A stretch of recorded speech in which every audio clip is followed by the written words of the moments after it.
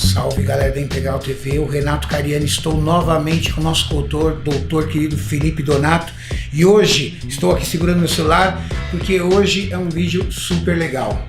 Mitos ou verdades? Aquilo que a gente ouve falar na internet ou que você tem dúvida? Nós vamos perguntar para o Dr. Donato dúvidas relativas à área de nutrição. Boa.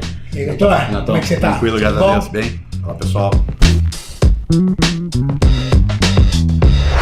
Indo direto ao ponto. Vamos lá.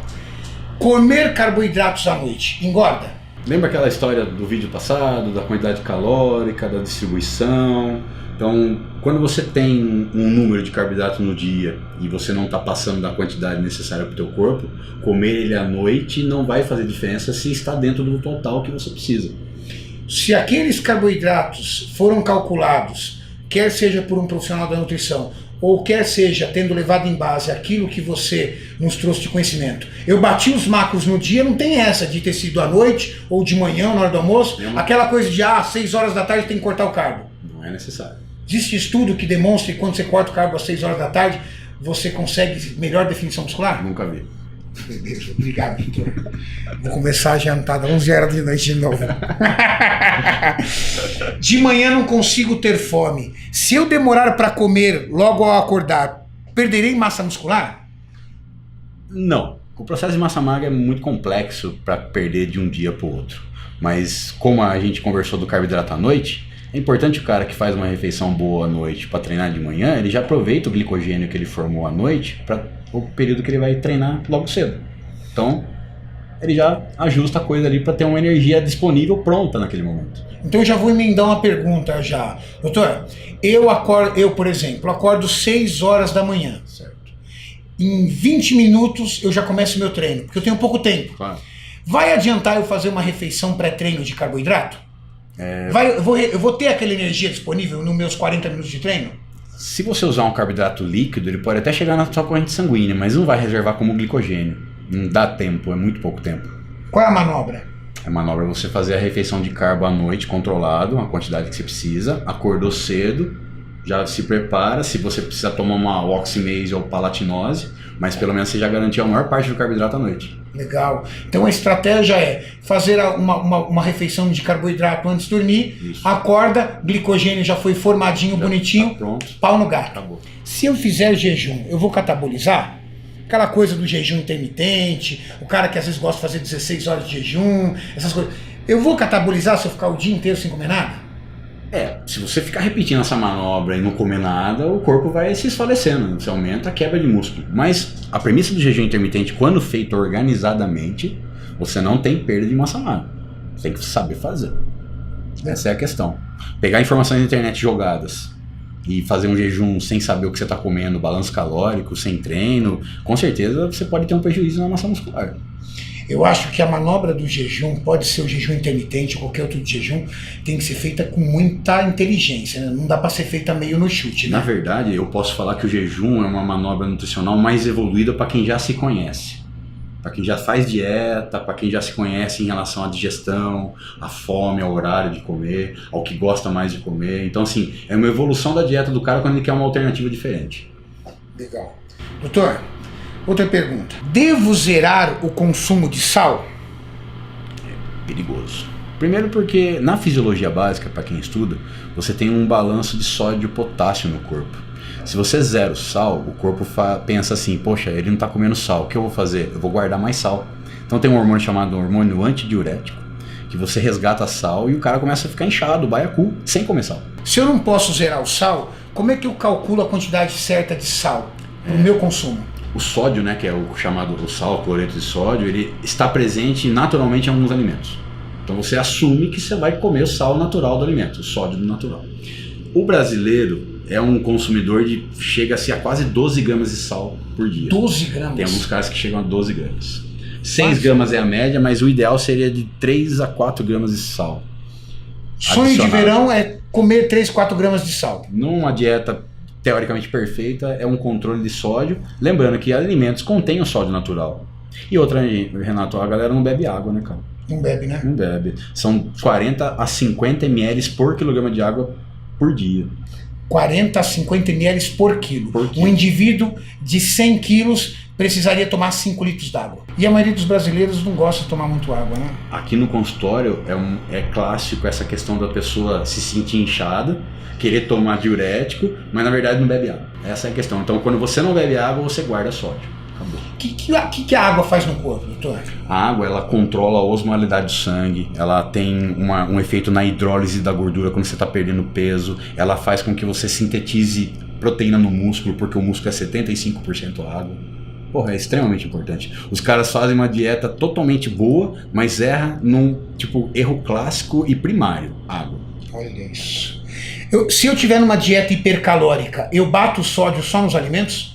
Provavelmente, dependendo do que você come, você consegue bater o sódio só dos alimentos. Não precisa nem colocar sal, então. Nem. Não, assim, a adição do sal, até no Brasil tem alguns restaurantes que, por lei, não pode ter o saleiro em cima da mesa. Uma pergunta clássica que eu recebo nos meus directs. Não consigo abrir mão do feijão.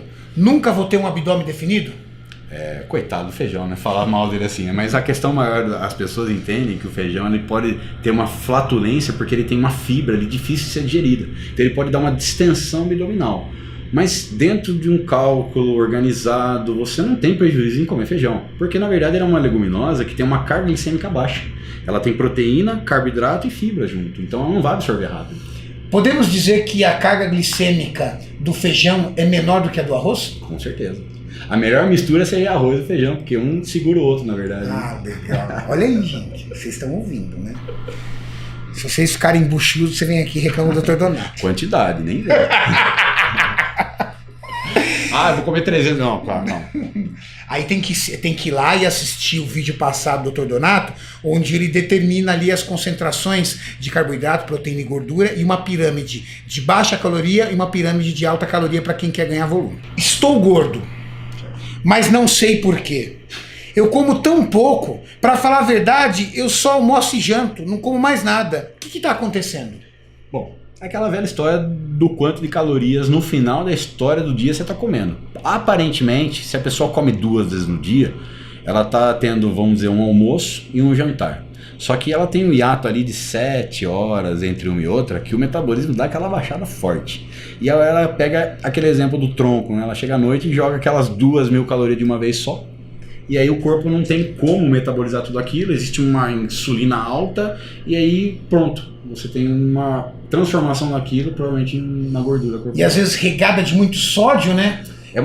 Aí o cara que come pouco também bebe pouca água geralmente, né? Não, porque é um cara muito ocupado. Erro clássico, Renato, o cara misturar carbo simples com gordura. É a pior mistura. Ah, é? É a pior mistura. Bolachinha, snackzinho, você pega na mão, você sente a gordura na mão. Sim. Aí você pega o pacote da bolacha, vai ter 20 gramas de carboidrato em 3 bolachinhas safadas. O cara acha ruim de eu prescrever 100 gramas de batata para ele comer, que bate os mesmos 20 gramas de carboidrato. Mas ele come 3 bolachinhas dando risada. Dando risada. Aí ele fala, nossa, vou comer batata pra engordar. Eu só comi 3 bolachinhas na hora do almoço, não sei porque eu engordo. É aquela brincadeira da montanha russa de insulina. Ela vai pra cima, ela vai pra baixo, ela vai pra cima, ela vai pra baixo, e a hora que ela tá em cima é lipogênese, guarda a gordura. De forma fisiológica, fácil de entender, quando eu peço exame de sangue nas pessoas, elas ficam 10, 12 horas em jejum. Aí eu vejo insulina basal, sem comer nada. O cara tem 20 milimolar de insulina circulante. O que significa que essa quantidade de insulina está mostrando que ela não é eficaz na absorção muscular, então ele está com uma certa resistência, e essa quantidade de insulina não deixa ele queimar gordura 24 horas. Isso é o que a gente chama de metabolismo parado. Esse é o cara que tem a resistência à insulina e síndrome metabólica. Eu quero fazer uso de suplementos, mas me disseram que suplemento engorda. Suplemento engorda? Depende do tipo. Vamos pensar, tem vários tipos, né? Se eu pegar proteína, whey protein, blends de proteína, BCAAs, glutamina, vamos pegar a classe proteína geral, é muito difícil você ganhar peso comendo proteína. Porque proteína é um nutriente que tem uma via mais voltada para o músculo, ele pode até virar um pouco de glicose, mas assim, carboidrato é o vilão da história quando você tem malto, destrose, hipercalórico cheio de açúcar, que algumas marcas têm por aí. Então, assim, depende do tipo de suplemento. Ou seja, escolha o suplemento de acordo com a tua necessidade. Entra no site, analisa, observa. O site da Integral Médica, dentro do nosso canal, existem vídeos explicando o potencial de cada um. E o mais importante, estude e entenda. Não crie mitos, não é verdade, doutor? Porque assim, o que acontece, esse medo de usar proteína, whey no caso, o que tem na literatura hoje, o ISSN, posicionamento 2017, você quer ganhar massa magra ou perder gordura, você tem que estabilizar sua proteína no dia. 1,8, 2 gramas por quilograma de peso. E dentro desse total, suplemento. Tudo bem, está calculado dentro. Agora, o que faz diferença para você perder peso é o balanço das calorias de carboidrato e lipídio. Proteína não pode diminuir. Proteína sempre tem que ser boa numa dieta. Sempre tem que ser boa. Quer seja para emagrecimento, quer seja para ganho de massa muscular. Exatamente. A proteína tem que rolar. Ela sempre é mantida. Essa média. Aí, quer ganhar peso? Caloria para cima, proteína estabilizada. Quer perder peso? Proteína estabilizada, caloria total para baixo. As pessoas às vezes querem emagrecer e corta tudo, né? O que eu tô comendo? Eu tô comendo salada, tô comendo um frango, tal, tudo. Mas quanto de frango? Eu tô comendo um filé, porque antigamente eu comia 2. Não. É porque proteína, ela tem um efeito de saciedade quando você come.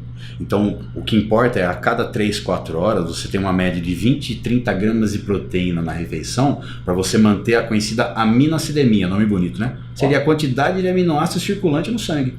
Então você deixa ela sempre constante e o músculo vem captando isso. Então o problema é a pessoa quer fazer uma dieta hipocalórica, tudo bem, não erra em proteína.